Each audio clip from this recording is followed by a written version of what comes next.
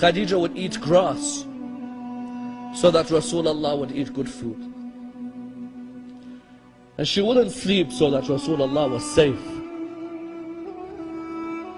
Which wife sacrificed like Khadija? That if it wasn't for her wealth, these 3 years in Abu Talib's valley, there is no way the Muslims would have survived. No way. She gave all her wealth, and that's why Rasulullah said, this religion would not have survived were it not for the wealth of Khadija and the sword of Ali. These two saved the religion of Islam. And look at the way the Muslims treat their grave today. The way the Muslims treat the grave of Khadija in Mecca. You have to stand there for a few seconds and then they tell you to move. And the grave of Abu Talib, you stand for a few seconds and they tell you to move.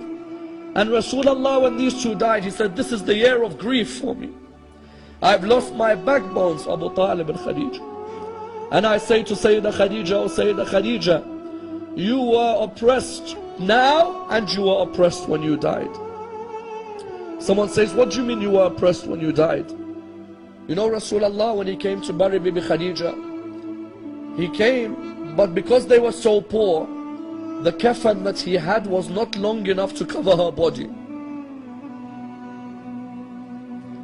The kafan was not long enough. Those of you who've had to bury your mothers or your fathers, didn't you have a kafan long enough to cover the body? Isn't it an honor from Allah? Khadija, the wealthiest woman, had no kafan.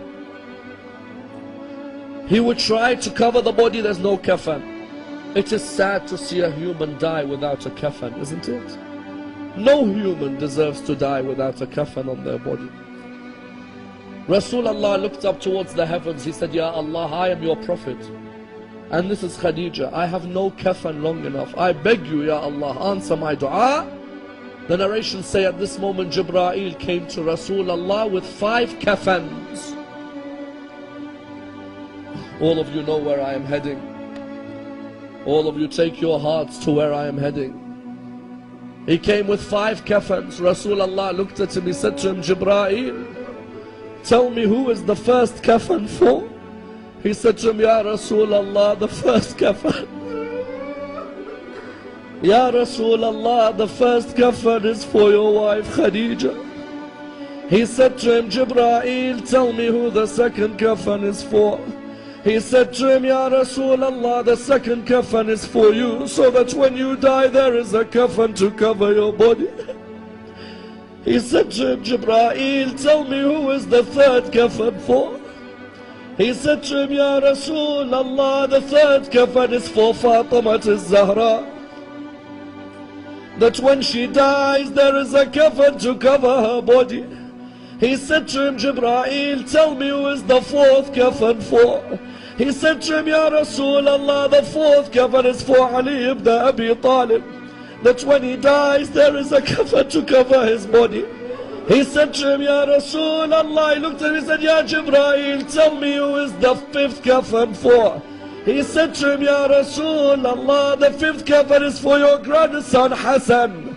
That when he dies there is a kafan to cover his body. He looked at him and he said to him, Jibreel, tell me where is the kafan for Abdullah?